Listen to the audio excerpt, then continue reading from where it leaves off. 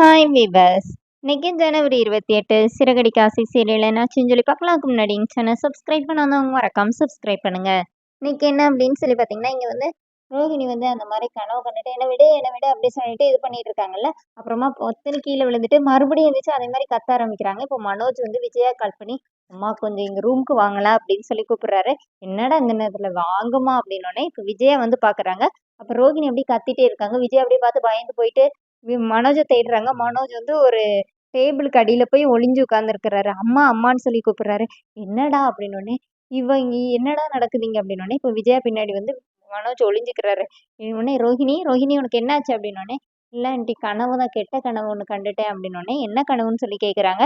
இல்லை என்னை யாரோ அடிக்கிற மாதிரி கனவு கண்டேனோடனே, இரு வாரேன்னு சொல்லி சாமி ரூம்ல போய் விபூதி எடுத்துட்டு வரும்போது மனோஜ் ஓடி போய் இவன் இப்படிதாம்மா இருக்கிறான், அவங்க அப்பா இறந்ததுலேருந்து இப்படிதான் இருக்கிற ஒருவேளை அவங்க அப்பா எதுவும் இவளை பார்க்க இங்க வந்துட்டாரோ, ஆவி எதுவும் வந்துருச்சோ அப்படின்னோடனே பார்வதி கிட்ட கேட்போம். ஆவி விரட்டுறவங்க யாருனாச்சுன்னா அவங்களுக்கு தான் தெரியும் அப்படின்னோடனே, இப்பவுமே கேளுங்கம்மான்னோடனே, டேய் அவ வர தனியா இருக்கா பேயின்னு சொன்னோன்னே இப்போ பயந்துட போறா.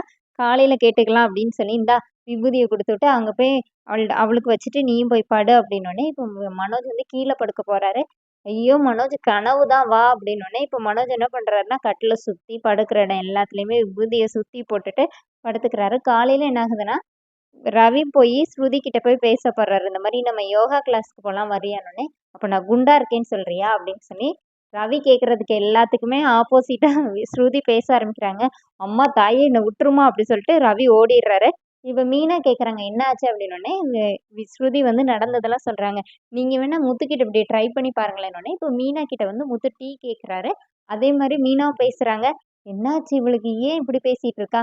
அப்போ உன் டீயே வேணாப்பா அப்படின்னோடனே, ஏங்க உங்களுக்கு டீ போட்டு தராம இருப்பேன்னா அப்படின்னோடனே, அதானே ஏன் மீனா இப்படி பேசுன அப்படின்னோடனே, இல்லைங்க ஸ்ருதி தான் சொன்னாங்க இப்படி சொன்னா ஜாலியா இருக்கும் அப்படின்னு சொல்லிட்டோன்னே, பழகுறல இதெல்லாம் ஓ வேலை தானே இல்லப்பான்னு சொல்லிட்டு அவங்க ஸ்ருதி ஓடிடுறாங்க. இங்கே என்ன ஆகுதுன்னா விஜயா வந்து மனோஜ், விஜயா, ரோஹிணி இவங்க 3 பேருமா சேர்ந்து பார்வதி வீட்டுக்கு வராங்க. அங்க வந்து சாமியார் வர்றதுக்கு எல்லா ஏற்பாடும் பண்ணி வச்சிருக்கிறாங்க.